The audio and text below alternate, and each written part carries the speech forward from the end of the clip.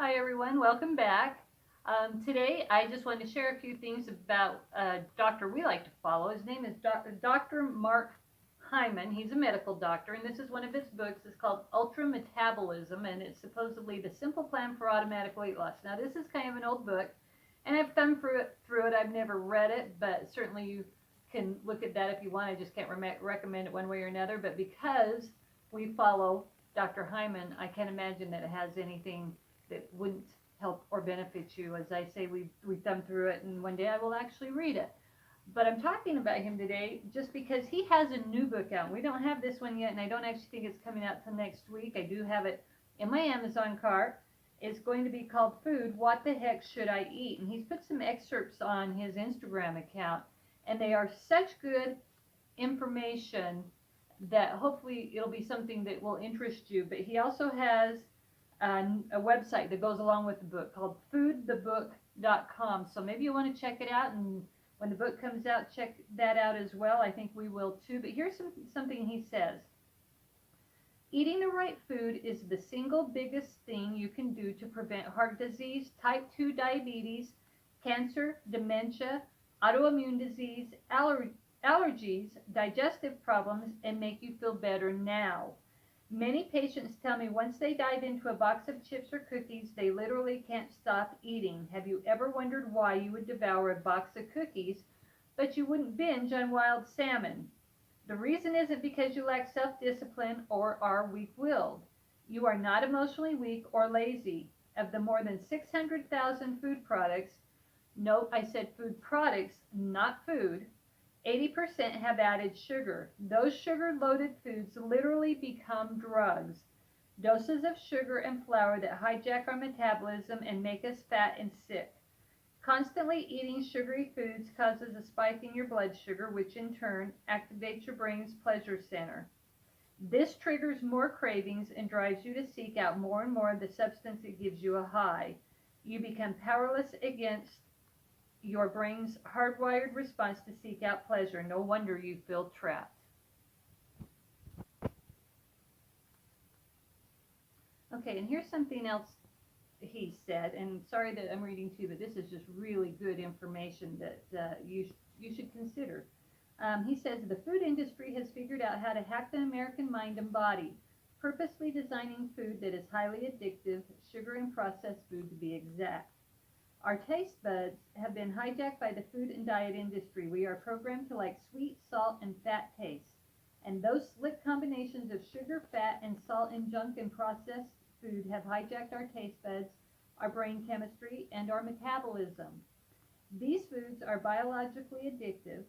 We are held hostage by the food industry and we blame ourselves. This is food terrorism.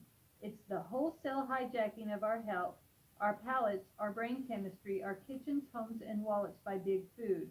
What I've learned throughout the years is that we have to cook our way out of this mess. We have to take back our kitchen and take back our health using real, whole, fresh, unadulterated, unprocessed foods. Okay, and Dr. Hyman also says you eat 133 pounds of flour per year. We have been told by experts to eat lots of grains. We listened and have turned America into the fat nation with 70% of us overweight. Grain-based foods are by far the number one source of calories in the American diet.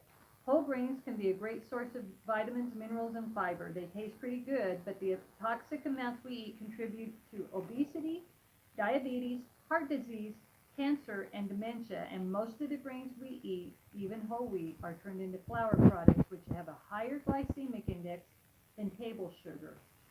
Anyway, so just some things to think about. If you're interested, you might look up his new book. It's called Food, What the Heck Should I Eat? His last name is Hyman, Hyman, and again, there's also this ultra metabolism that one day we're going to get around to reading too, but I follow him on Instagram. He gives some really good insights. He's a medical doctor. He actually shows up on Dr. Oz's show every once in a while and consulting, but he really believes that nutrition is the way we fight disease and not through medicating ourselves. So just some tips for today, and stay tuned. We'll share some other things with you. Hi everybody, we decided to add just a little bit more to the video that Edie was talking about with Dr. Hyman, just because it was a little bit short, but so we decided to add what I'm going to do. as you know, when we went to Joanne's last time, I got some of these. So I am going to organize my ribbons. Now, you're probably thinking, what's in that big bag? Oh, just bags and bags of ribbons that need to be organized. And there's more right there in that bag. So I'm going to order them, or put them in order. The order that I like to put things in is by the color wheel. Now, Edie tells me every day, do not ever show me a color wheel because I don't want to have that structure in my head too. We tend to be a little bit structured. And A little bit. and I like doing things by the color wheel, so I'm going to Go ahead and tell them how your closet's organized. So, all my flip-flops are organized by the color wheel. My blouses might be organized by the color wheel. It's not a big deal.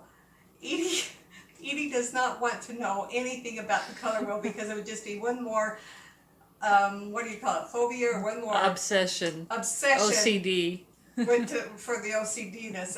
And there are only certain things that we are really structured in. Some things we can be willy-nilly all over the place. But there are some things that there is definitely structure. I like the color wheel. Edie not so much. She doesn't want to know about it. Anyway, so I'm going to start organizing these, and when we come back, I'll show you how I'm doing. Okay, so I'm back. I've worked all day on this. I'm pretty tired of it, but I think I got it done. This is a color wheel that Edie never wants to see as long as I'm she not even lives. looking. She's not even looking.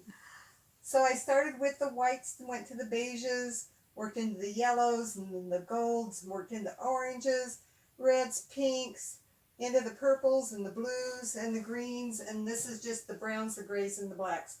Then all of these here are just mixed colors.